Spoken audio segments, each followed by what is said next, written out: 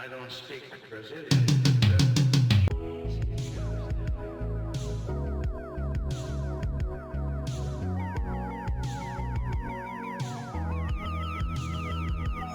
So I stumbled upon this guy, Robert Groen, sorry if I've butchered it, on my YouTube feed today, and it was really, really fascinating to hear this guy talk about his Christian faith and why us as atheists don't have any legs to stand on intellectually. So we're gonna go through his quick video here, Atheism is Still Absurd, and see if we can't pick it apart. So for this video, I want to talk about some of the problems with atheism. And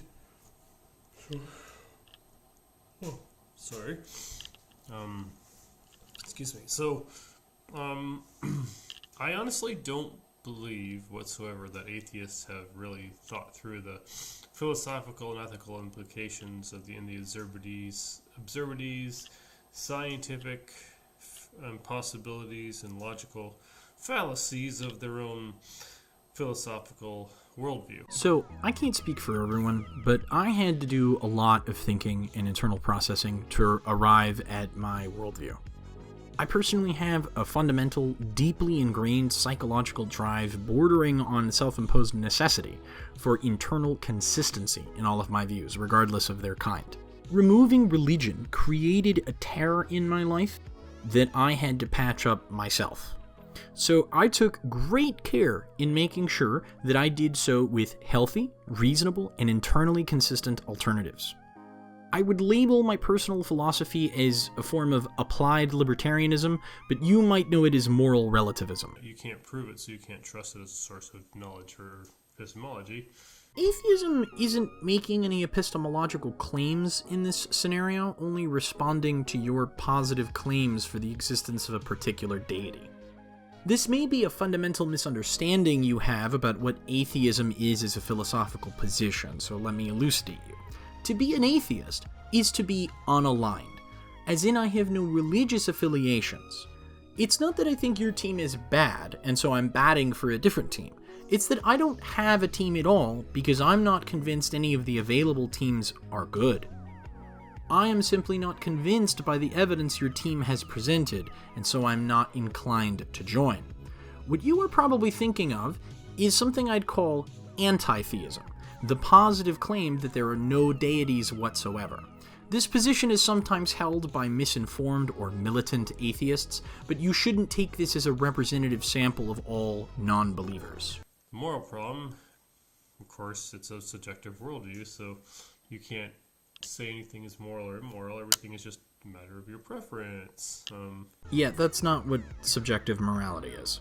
All that it means is that your personal assignments of moral labels exist only for you, and don't really bind anyone else. You may think that eating apples is immoral, and that's fine. I don't think eating apples is immoral, and that's also fine.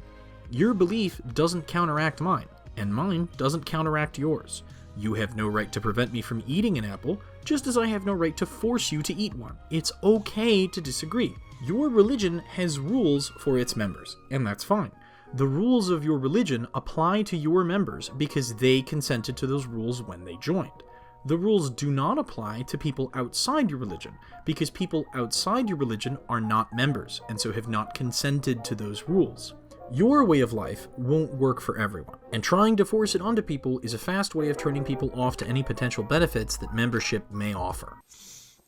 Now, of course, practically it's impossible to live out because you can't live like morality isn't true or objective in any meaningful way without losing your mind. The very fact that we can disagree on this shows that morality isn't objective, and you haven't lost your mind.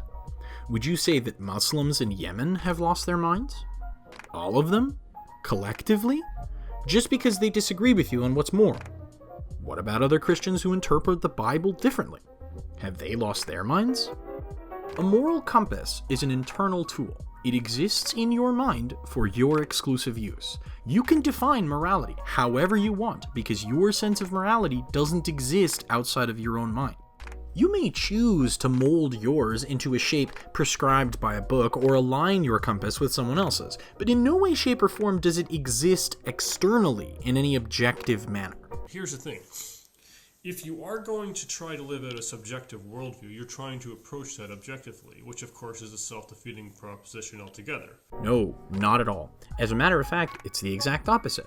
You're approaching it subjectively, evaluating it based on what's best for you and what is most conducive to good results for you. And that's what atheism is. It's just a circular argument from top to bottom, and it just doesn't work. No. Atheism is the rejection of circular arguments, like, for instance, I know God exists because the Bible tells me so. I know the Bible is true because it's the Word of God. I know it's the Word of God because God exists. I know God exists because the Bible tells me so. Atheism embraces a lack of absolute knowledge and revels in the unknown. We are perfectly happy with saying we don't know something. Now, of course, atheists could try to play bait and switch and say, well, Rob, you can't know that God exists. Well, actually, yeah, I can. Because it's logical, first of all, because there's too much order and design in the world to not think that God exists. Just because you don't personally understand how complexity arises doesn't mean there isn't a natural explanation. Even in the most egregious example of science straight up just not knowing something like abiogenesis, your explanation leaves more questions than answers and makes more assumptions than the leading hypothesis. The absence of evidence is not evidence of absence. And secondly, I can know God exists on a personal level. So I don't just know that God exists as a fact of life, but I know that God exists as on a personal experience level. That's great. More power to you, man. There's nothing wrong with that. But your personal anecdotes and internal experiences are not analyzable, reproducible, testable, or falsifiable, which means they're not empirical evidence. When you can't demonstrate empirically that your chosen deity exists, you shouldn't be surprised when people aren't convinced. So, and God can be known.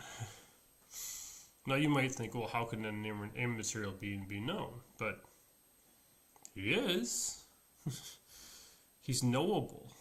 You cannot make this claim without evidence. Demonstrate the mechanism through which one can come to know your chosen deity and test it in a double-blind experiment. Then you can make that claim. I can't see him. I can't touch him like I'm touching my face now. But I still experience him in the way I experience life. What does this mean? And how can I measure this experience? In order to convince me, you're going to have to show me data. So how do we translate this experience into data? If I put you under an MRI machine, would you be able to identify the part of your brain that is being acted upon by your chosen deity that isn't in mine? How do we verify that it's actually your chosen deity acting on your brain and not some other kind of naturally explainable stimuli? Your personal experiences are not evidence until you can independently reproduce, test, and analyze them outside your mind. And this evidence only becomes proof when no other natural explanation can be produced. And the thing is, everybody knows God exists. Remember, the Bible talks about this too, and that people who deny the existence of God are simply lying to themselves. I am choosing not to take this personally, despite how grossly offensive it is for you to say it, because I know that you've been psyoped into believing this is a totally reasonable thing to say. I am not denying God. I am asking you to demonstrate his existence.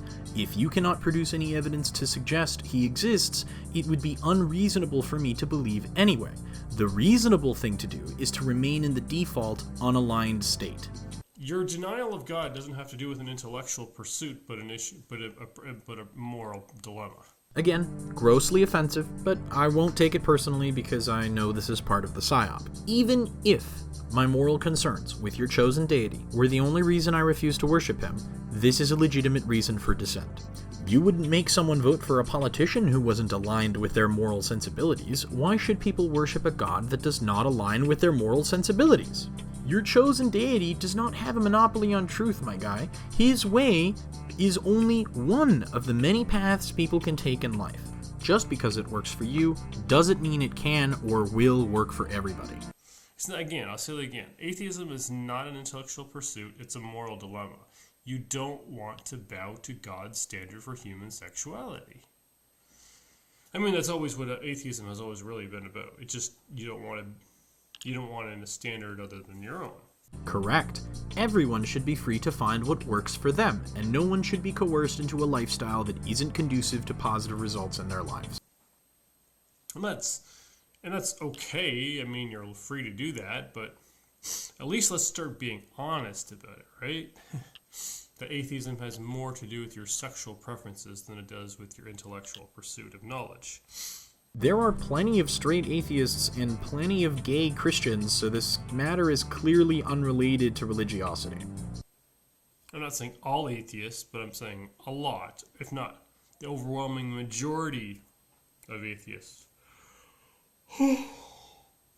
reject God for moral reasons, not intellectual ones. Or personal reasons, or both. So I think most people reject God for personal reasons.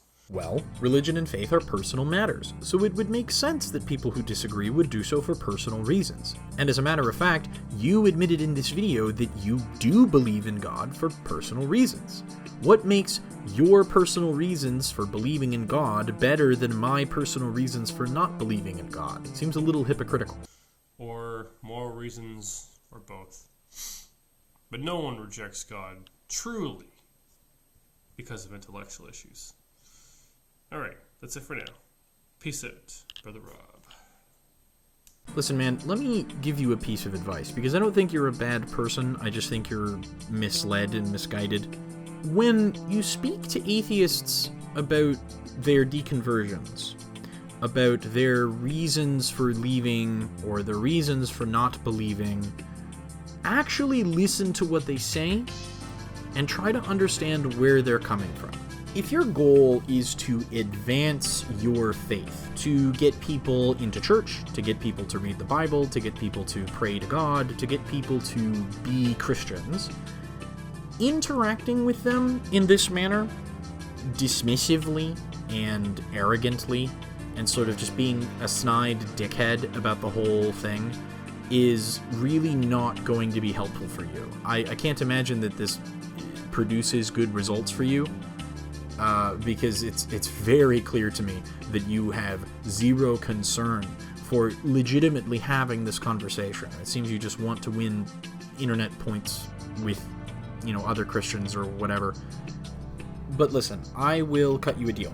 If you want to have a legitimate good faith conversation about these very difficult and complicated topics with another layman, reach out to me. My contact information is on my YouTube channel. I'm a public figure. You can find me. Okay?